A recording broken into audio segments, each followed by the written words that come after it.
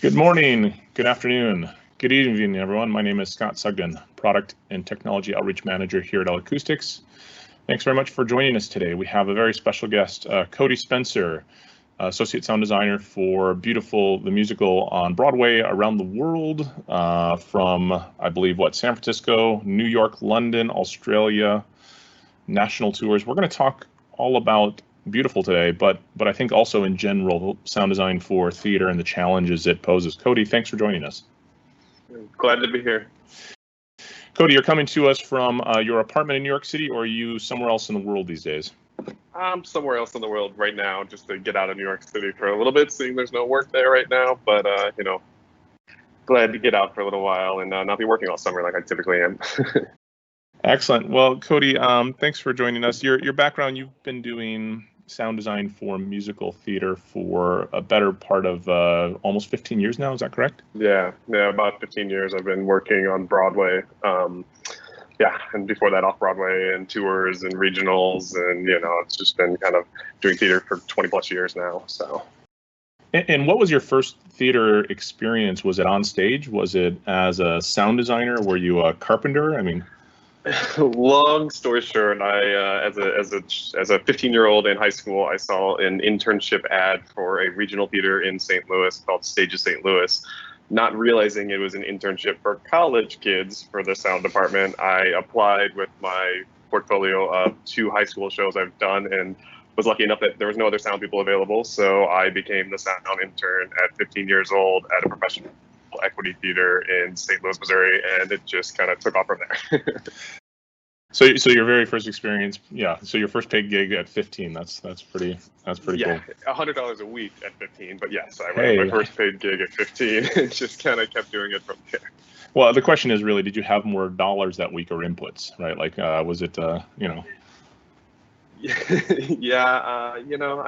back then definitely had more dollars, and it was nice to actually have money. Working in a restaurant or all the other things my friends did, and working in professional theater and getting the eye-opening experience of working backstage in a professional theater at 15 years old. That's really cool. That's really cool. Now, your experience on Broadway, you've been there for a long time. You've been working as a designer on your own right on a number of shows, small and large, and as an associate designer primarily with Brian Ronan. Is that correct? Yeah, correct. I worked for Brian for plus years now, and just kind of been his right-hand man, and we've done a lot of shows all across the world together, and it's a great relationship. We have a really good working, we're a really good working pair, and pretty much answer each other's, finish each other's sentence, take care of things for each other, and it's like kind of working as one unit, and it's a really great experience working with him. Now, would you describe the relationship you and Brian have as the typical designer associate, or is it a different relationship? Has it changed over the years? I think these days it's kind of evolved a little bit, because we've been so busy. Before COVID hit, we were so busy that there was a lot of times where, Brian had to be in one place, I had to be in another place. But luckily, our relationship with the directors and producers, it was as if, we were both, like, if one of us was there, we were both there. We were both represented. Like Beautiful, Sydney, Brian was not there. I took care of all of that myself, while he was off somewhere else in the world. I don't even remember where he was at that moment, dealing with another show. It's kind of a great relationship. Not every designer associate has that relationship, and a lot of times associates jump from designer to designer. But we've kind of built this relationship where we're constantly working together, and even if I'm not active on one of his shows, I'm still there as a guidance for his other associates, and kind of figuring it out. But we kind of have this partnership just mainly because of the directors and the producers knowing me so well from working with them for so long, that it kind of works out that really well. We're interchangeable at this point.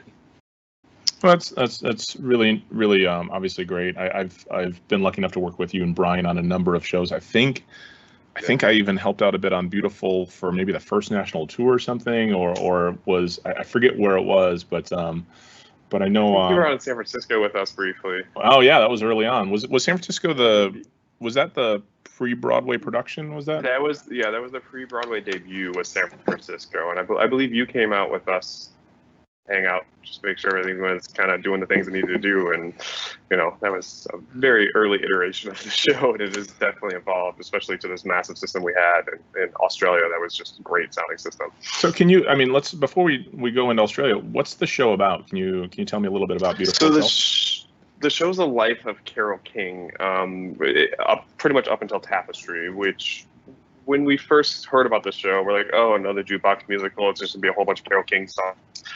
Not realizing that Carole King wrote for a lot of people before she started doing her own stuff. Like she wrote for Neil Sedaka, The Drifters,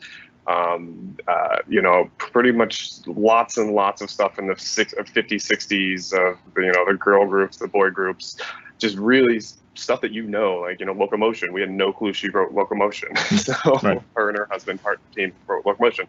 So the show Act 1 is really her and her husband developing and their writing team, and then another set of writers as well, and just telling the story of pretty much they're in the 1650 Broadway, which was the hit factory of the late 50s, early 60s, and just all these songs that came out of there. So Act 1 is just a review. It just goes from book scene to production number, book scene, production number, book scene to production number, just constantly.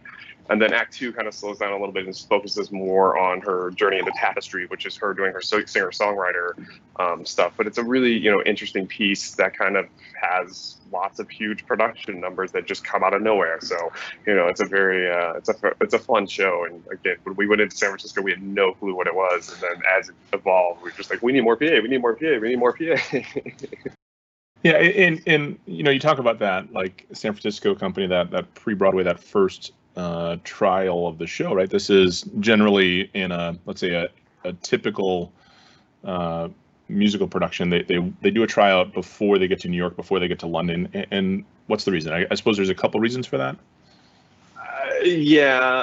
First reason, again, there's multiple reasons. Money is always a reason. It's cheaper to do production out of town. Sometimes San Francisco is not as cheap, but a lot of cities are cheaper to do out of town.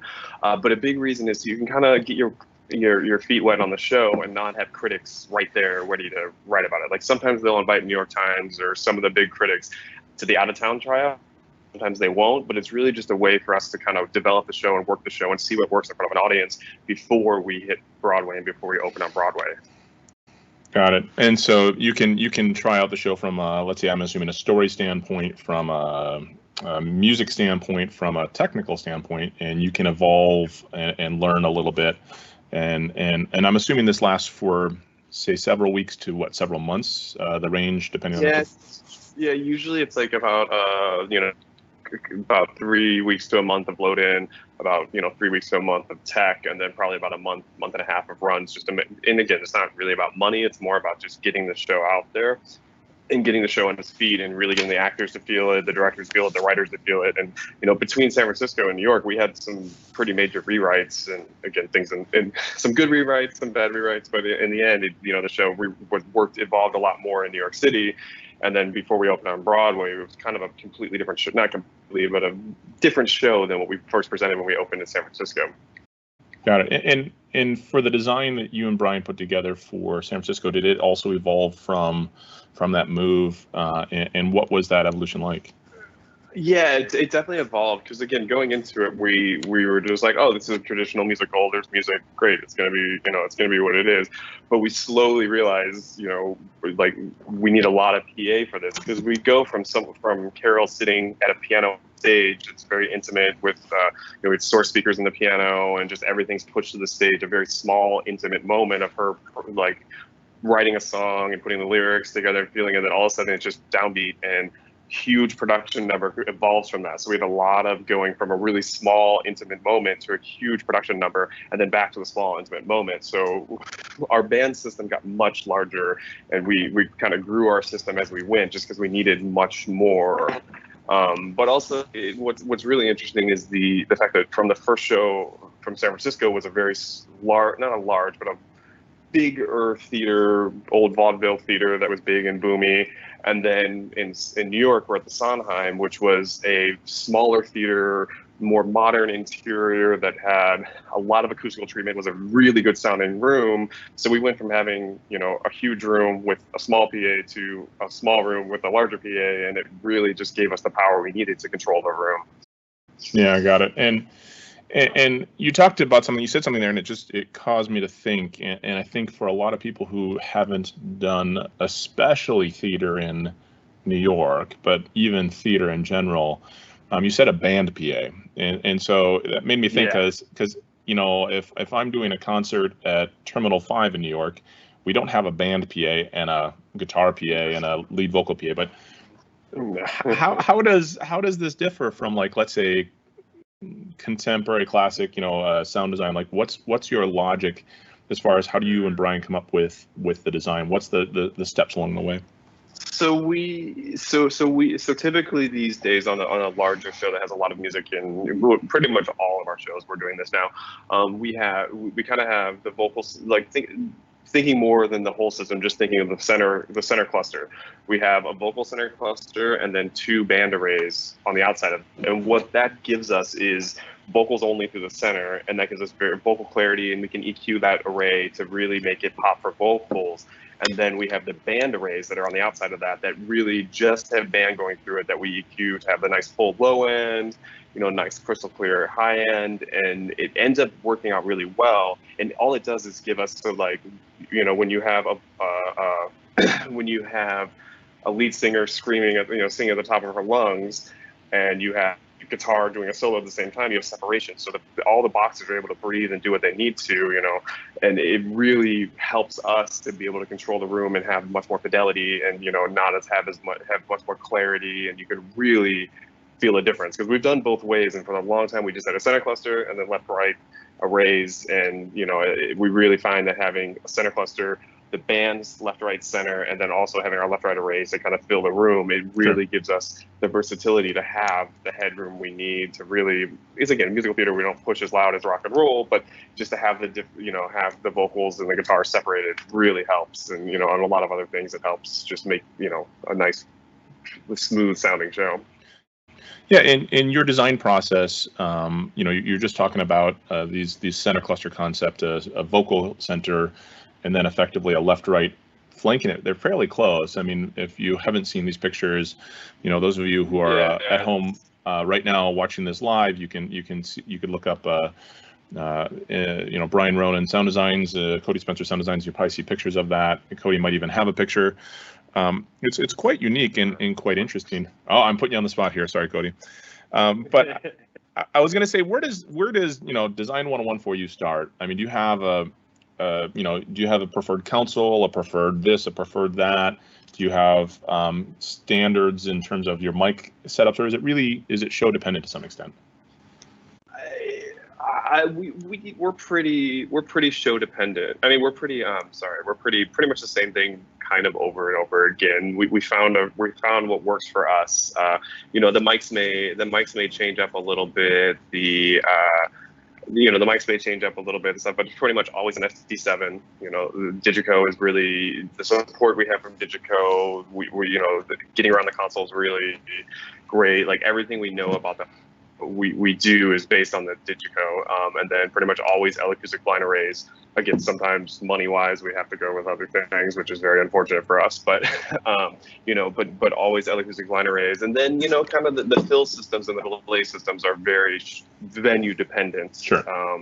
For the most part, but mic wise, but again, it's always, there's always a budget. Unfortunately, with musical theater, there's always a number that we're trying to get to, and so sometimes the shop has the shelf versus this on the shelf, so we may go from Sennheiser to Shure wireless, but typically we always try to stick with Sennheiser. And sure. Sometimes our elements are going to be Sennheiser or Point Source or DPA, depending. That's more kind of what the show needs. So we kind of evolved, but our PAs these days are pretty similar. Just of what we usually pull out. Yeah, and and you're saying predominantly L-Acoustics line arrays. I know back when I started working with you and Brian, it was DV-DOSC mainly because that's what was around, and that's even evolved through the years. There was a number of years it was. Brian really has a love for DV-DOSC. A lot of us do, and you still use it when either available or you can. But it's also Cara, and sometimes even some of the bigger and smaller boxes at times, isn't it? Yeah, occasionally. Yeah, we've definitely. We've had K2 on our life, but again, very large systems, very specific for the show. We've definitely used Kiva 2s because we had a small little slots we need to fit speakers, and Kiva 2's the perfect solution. But again, typically it's Caras in our world when we have the choice. But sometimes we still have to use DVs because DVs are sitting on shelves and they still work, and we can still make them sound great, and we're still really happy with how they sound. So therefore, we definitely like to keep those in our world. And some people, a little confused why they still see DVs out there, not all Caras, but it's a money thing. We definitely are fine with the vocal system being DVs because we know over the years how to make vocals sound really good on DVs, and then the band's always Cara because we really want that low end, the low end to really get what we need. Sure, and I think this is like a good pivot into something that's interesting as well. So musical theater, you're saying obviously you don't necessarily use all the headroom available, but I think people would be surprised at the size of the cluster that's for what a beautiful in New York was 800, 900,000 person room, and what was it, 14 box center cluster or something like that? It was quite a large. 900. Yeah, 800, 900. I think it's 1,100 in there. But 40 box center cluster. And what that's really doing is we're really being able to drive, get nice even coverage of the high end. But then that also gives us a whole bunch of low end drivers that we could really work with array morphing to, when the vocal systems will turn the array morphing down on the band system, usually keep the array morphing flat, but just gives us a lot more low end. And then we find we don't need as many subs because the problem with subs in the theater is, there's no place for them because of a proscenium. So you can't put them on the floor. You have to throw them in the air, or you have one or two on the floor, not many in the air. But the other problem is, as soon as you have too much low end, the cast on complaining. They're like, why do all I feel is the bass? I want to hear the drums. I want to hear this. And then all of a sudden you're fighting with the cast about it. And then you put them, in a cardioid up in the air. And then all of a sudden the front of the orchestra, which is paying, $500 for a seat, is missing low ends. But then the middle of the orchestra and the front of the balcony has great low end. So it's just like really interesting. It's hard to get it even. Yeah, so we find a lot of the times that we can rely on the Caras, even though they only go down to 50, we can rely a lot on the Caras and then have less SB18s or even, bigger subs and just have them on, but just not as loud. And then it really gives a nice full range and then keeps room for that vocal clarity. As soon as you get too much low end, as we all know, it's great if you have enough high end on top, but when you're hitting 100 dB, it's one thing. But when you're when your average, your big moment is like maybe 95, 96, and then most of the show is in the the low 90s, you don't need as much sub, I feel, in a lot of the, having a long, array, you're able to get that low end you need. Sure, and in Sydney, where we're going to dig into a little bit, that was a bigger house than New York. That was a bigger house than very big house, even bigger than San Francisco, which was a big house. Yes, yes, it was one of the biggest houses the show ever played. And I think, recall me right, you had something like 60 or 70 Cara in that venue, and 4 or 6 or 8 SB18, something like that. Wasn't too many. I think we ended up with, I'm looking at the flow right now to remind myself. We had much less than you would think. We had 8 total subs, but then, we had 36, 48, 64. We had about 64 Caras in the room. So sure, right. We had lots of line array and lots of, but it's kind of a weird room, had lots of nooks and crannies. So we really had to kind of shoot down under into, underneath the balcony hangs and stuff like that. So we had our big left, right, center line array, the left, center band left, right line array on the center truss. And then we kind of had some delays for the back of the balcony, delays for the back of the dress. And then So like the orc left right to kind of fill the orc left right, because we don't always do really long line arrays in big theaters that have weird nooks and stuff like that. We Sure. kind of have, 7-box hangs that are spread out just to be able to get underneath everything and be able to like shoot to the back of a row, as opposed to just having a huge line array that's not going to get to the back row of the dress circle or the back row of the balcony. Sure, and that's a different take too of maybe what people are used to seeing in a traditional sense, and it also depends on whether the system is a residency, right? So if we're sitting down and not moving, you can address it different than if it's a tour, and ultimately, yes, very much so. This Australian company was a tour, if I'm correct. They stopped in 6 or 7 markets in Australia. Yes, but Australia tours are very different than New York tours. New York tours, U.S. tours, U.S. musical theater tours, you load out your show Sunday, you start your advance load in Monday evening, you load in the rest of the Tuesday, and then you have a show Tuesday evening. Right. So it's a pretty, it's like, if you look at it, it's like a 16 to 18 hour load in. Whereas how they move things in Australia is they shut down the show for a 3 to 4 day loadout. And then they usually have that weekend off, and then they go load into the next city, and then they have like a week to a week and a half load in, and then they have like a 3 to 5 day tech period, and then they open the show in the next city. So we do it much faster in the US than they do it. They actually it's kind of like a sit down in each city, but we kind of design the system.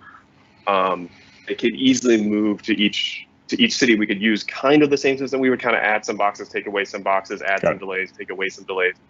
But we were really lucky when this tour was out. We also had Book of Mormon over in Australia as well, and we were able to kind of, both from System Sound, which is a great company over there that takes care of us very well, but we were kind of able to like have all this gear set aside for both shows, and then as they move, we would just grab. We were like, okay, this one needs more delays for this. Oh, this one needs this. This one needs this, and just kind of constantly evolve between the two systems. And it really helped John at System be like, okay, I'll buy you guys all this gear because you also have this show coming up and this show coming up. Yeah. And, it worked out really well. Luckily, unfortunately, Beautiful is no longer running over there, but Book of Mormon is still going strong. They're supposed to be in New Zealand right now, but unfortunately they are all sitting at home in lockdown. Yeah, hopefully soon, obviously, that things will start to get back to normal, especially in New Zealand. Now, you said something interesting there, obviously having multiple different shows, between Book of Mormon and Beautiful. Was there ever a situation where you left the under balconies from one show in for the other, or did you, leave surrounds in, things like that? So System Sound, we have really great associates over there. David Greasley for Book of Mormon and Shelley Lee for Beautiful, and they would work in tandem. And when Beautiful left Sydney, Book of Mormon came into Sydney. So they left some of the infrastructure and gear so that their load-in was quicker. Again, they didn't tell management that, I don't think, so hopefully the management's not watching, but they were able to save a little time, save a little money on their end to make their load-in easier by keeping some gear in, and then like leaving fiber in and leaving some of the infrastructure in so that it's really easy for them to load in. And then, as they moved around I think there was only 1 or 2 where they were back to back. So they were able to do that and really look. But also there's it's a small community over in Australia. So a lot of times if System Sound's providing, they're like, hey, these delays are already in from this previous show. Can you use those? To use those? Yeah. Like, sure, whatever. It really is like, does it work there?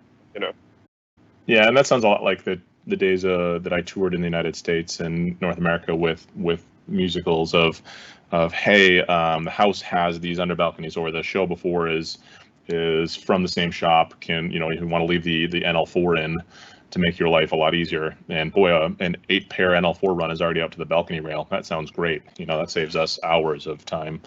So that's definitely a lot of theater owners these days are not letting that happen as much, which is very unfortunate for our touring world. Yeah, I know. I mean, and it's a win-win for everybody when those kind of worlds collide of multiple shows on top of each other like that.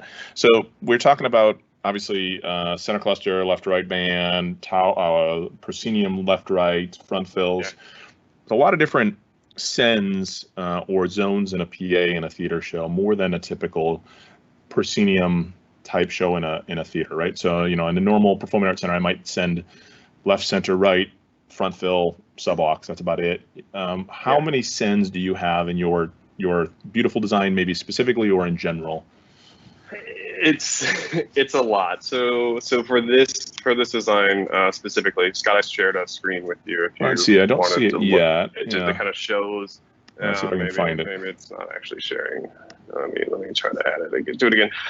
So with this show specifically, we have a lot of groups because we have a lot of different things happening. So we've got 4 stereo groups that are just that are band live, band direct, drums, percussion, just to kind of separate, because like the drums are in there, percussion's in the room. But the band live we kind of treat a little bit differently than the band directs, and so we're able to kind of matrix off differently. And then vocal groups, and then a couple specialty groups for different effects and things happening. And then, but matrix wise, I think we're using 24 matrix on the show. So we're kind of, everything has its own output, and we're doing everything, a lot of the matrixing in the console, so we can really tweak in groups and everything. I don't know if that screen share is working, but it's fine. Yeah, I didn't see it, but that's fine. That's fine. But we're able to really control the distribution of everything in the actual console. And then from there, some of our point source boxes that are powered point source boxes, they will get their EQ on the console, but a lot of it is happening in Network Manager for all the arrays, all the EQs on Network Manager. Just because you have your FIR filters, you have your array morphing, you have all the things you need and all the tools that I think is most suited for the L-Acoustics environment, and it really helps. But kind of doing the matrix in the actual console just gives us one place to look where we see how everything's distributed. Sure. And giving us the 24 plus groups, and then our 24 matrix, and just being able to give us everything we need. And then with the Digico, it really gives us the cross-point delay, which is really, really great in the matrix world, especially with this show where we have an on-stage piano that is actually, it's not a real piano, the conductor is playing, but we're sourcing it to a wireless piano on stage. And as the piano moves, we're adjusting the cross-point delay. Wow. So the whole time you're sourcing to the piano on stage and not sourcing to that speaker that could be, to your right. It's really just as we go. And again, it took a little while because I had to map everything out so that the cross-point delay changed at certain moments between beats, so that you weren't hearing the clicking of a cross-point of a delay being changed. Yeah, sure.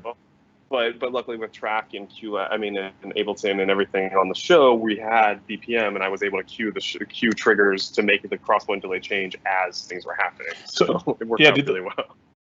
And then you had like 3 or 5 effect speakers on upstage, I'm assuming, to give you a time reference or a positional reference, or?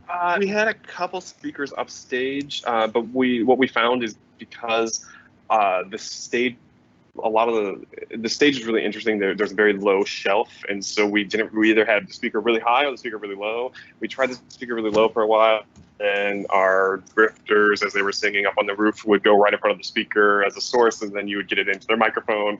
So we ended up just beefing up the speakers in the actual piano, and the piano, like, you could be sitting in this is like almost a 3,000 seat venue. I could be sitting in the back of the house and just have the piano on, and you could hear the piano without blasting everyone, just because we had distribution in there. That's a whole other webinar about the wireless speakers inside the piano, and that was pretty intense. But just by able to have that loud source and the cross-point delay, we're able to really morph it. So you always felt like, when people find out that she wasn't really playing the piano and it was actually the conductor down in the pit, sure, with a PTZ camera watching her hands, like people are blown away, because it looked like, it felt like she was really playing the piano. Well, and I think the biggest thing is when you tie that visual element of seeing her move her fingers, seeing her on stage in that location, and hearing it come from there, because you had an actual source, plus you timed the PA to that actual source for the given geometry. Yep. It's amazing how you can fool people, right? Like it just becomes real. And that's kind of one of the amazing aspects of art of musical theater sound design, is you're trying to fool people enough to make them believe they're somewhere else, make them believe they're in a different environment, make them believe they're one of the guys at Book of Mormon, or they're sitting with Carole as she's writing this music that is so iconic, and I can only imagine the reaction of the audience, especially halfway through the show, when they've had the realization that these 20 songs that I know are all from this one person, and you probably didn't know that, right? Like, so it's probably a pretty big holy cow moment. I was going to ask you a little bit about like, some of the your experience on Beautiful, your experience in life. What did you take away from that show? Like, could you maybe, was there a takeaway from San Francisco, then New York, then touring, then Sydney that changed your thought process on that show? Was there any like big moments along the way? Yeah, it was really just, when we went into going back to what we were just talking about, the source speaker, the piano, and having that as a source, when we really kind of just like, hey, let's play with this idea. Like, we knew there was a piano. It was focused on her playing the piano a lot. It's in San Francisco. We just kind of threw something together really fast. We're like, let's see if this works. And then one day I actually accidentally muted some Matrix in a scene. And we got to a scene. Actually, that might have been an out. No, we actually got to a scene, and I just was doing something earlier in the day, and we got to the scene, and all like the band matrices were muted. A couple different matrices were muted, and only source you had was her vocal and the piano on stage. So all of a sudden, like, and the director at the end during the notes was like, that was amazing. Like, you guys really like started it really small, and then the song got really big, and we were like, oh yeah, cool. So on accident, we started playing with this piano, and just really, and Brian and I were like, how do we make it so that we're always sourced to the piano? And that's when we got into the crosspoint delays, and really playing with that, and just that kind of evolved my crosspoint delay knowledge and crosspoint delay, because I also did another little show that had more speakers than people in the room, called Here Lies Love, and that I at the time I wish I had at least the technology, but I had a Digico with crosspoint delays, and I was able to make sourcing and constantly making and actors moving all around you at all times, sourcing and always force sourcing to the actors in this small little room, and this Beautiful kind of helped me develop that familiarity with the console to be like, oh, I can do this. I can make it so that I can use a crosspoint delay and really trick, get into psychoacoustics and, kind of not, exactly what Elise is doing, but kind of a concept of what Elise is doing is, being able to move things around the room, and you're really sourcing because, your crosspoint delay time, stuff like that, with an additional many other more fancy things in Elisa than I was doing with that. But this show really helped us do that, and we have, now we're using crosspoint delay a lot. We have, baby crying. Anytime you hear a baby crying on stage and it moves, we have crosspoint delays going to get the baby to move across the stage, because apparently a lot of musicals have babies crying, and all the kind of source speaker stuff is really a lot of fun there. So you've said baby cry. Does the crack team of Cody and Brian have the same sample for a baby cry every time? This is Nope. The world. Nope, different baby cry every time. Nope, we're not giving our sources away, because 9 times out of 10 you hear a baby on stage. You've probably heard it in a movie. You've probably heard it in got it. So you've got a special. So just to be we promise we did not harm any babies in the making of these baby cries. Just to be clear, you visited your nieces and nephews and poked them enough to get them to cry, or no comment? Yes, possibly. Also have other sources, other people volunteer their baby cries. It's funny. Parents, you can make parents have joy in their baby crying. They get to hold a microphone up to their face while they're doing it. So got it. Understood. All right. Well, Cody, I got one last question for you today. It's been a real pleasure, as always. This question's kind of out there. I'm sorry to put you on the spot for this. You've been doing sound now for a long time. Obviously, you said your first show was 15 years old, or sorry, your first paid gig you were 15. You've been doing sound even before that. There's been a lot of technical innovation over the years in our industry, everything from digital audio consoles to now digital wireless to networked audio. Is there any one innovation that's really changed the way you do your job? Is there one thing that's like just resounds as like, this really makes my job easier, different, better? Is there anything? I would say digital console, like digital console, being able to channel count technology that's getting farther, more and more. Like, when a director asks for something midway through previews, I can say yes, because I have the channel counts. Whereas back in the day, you had your CAD act that was set up that was, this is your frame, this is what you have, and if you need to add to it, it's, you got to add a sidecar, add this or add that, or like, even the PM1D days, maxing out that. But like, these days, especially with our world with Digico, is which I hold in my heart.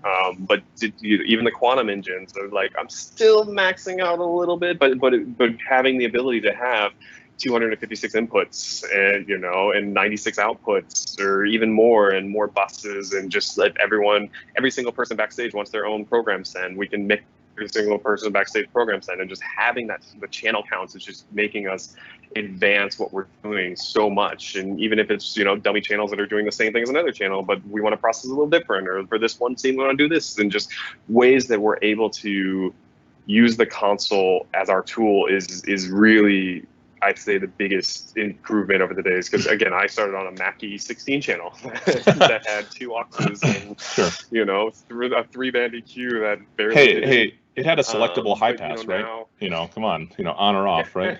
Yeah, exactly. But the ability, the digital console technology and the tools that we're able to have is just, you know, the digital world in audio is really what has made taken us to the next level in design. And I think it's going to keep taking us farther and farther and farther with all the things that are being developed now, and the quantum engines and all of the different things. And, you know, even what L-Acoustics is doing with a lot of their processing and stuff like that, it's just really, you know, pretty life-changing. And, you know, being able to use Eliza last summer, you know, like that was just, you know, life-changing. I just need to get producers to pay for it, and then we'll be good to go. Yeah, totally with you on that. I mean, I think of, you know, where we've gone and what seemed like, you know, shocking to have 72 inputs on a CADAC, you know, and maybe you had a sidecar. Well, you know, if you had a mainframe and a sidecar, you now had 90 inputs, and it only took up 40 seats in the back of the theater. You know, so I think it's an interesting bit of technology, because not only does it give you more functionality in that digital console, but it takes up less real estate in the house. It needs less outboard gear. I mean, you know, you still have a little bit, but you don't have nearly the amount of outboard gear we used to have. You know, and the ability to, of course, save and recall anything, and even the idea of having backups. You know, a big digital console these days having, you know, primary and secondary engines, you know, really helps from losing that performance due to a hardware failure, a software failure, a person failure. You know, it's just another one of those steps. Cody, it's great to see you again. I really look forward to doing a show sometime soon with you again, hopefully sooner as opposed to later. Cody, you're on Instagram. You're on. You have yourself all around the world. Do you want people, if they want to look you up on Instagram, is there anything special to find you? Yeah, at CODSPEN, and pretty much you can find me anywhere at that. That's my go-to, and CODSPEN at Yahoo. If you have any questions directly for me, I'm always willing to help, and you know, help further our industry, and always make it, you know, accessible to people who don't have access to all the fun toys I get to play with on a daily basis. Excellent. Cody, thank you much. If you're watching us on YouTube, don't forget to hit the subscribe button. I'll put Cody's Instagram handle in the notes there below. We will talk to you guys soon. Be safe, be healthy, and I can't wait to get back to doing shows with everyone out there. Thank you much, Cody. Thanks. See you guys.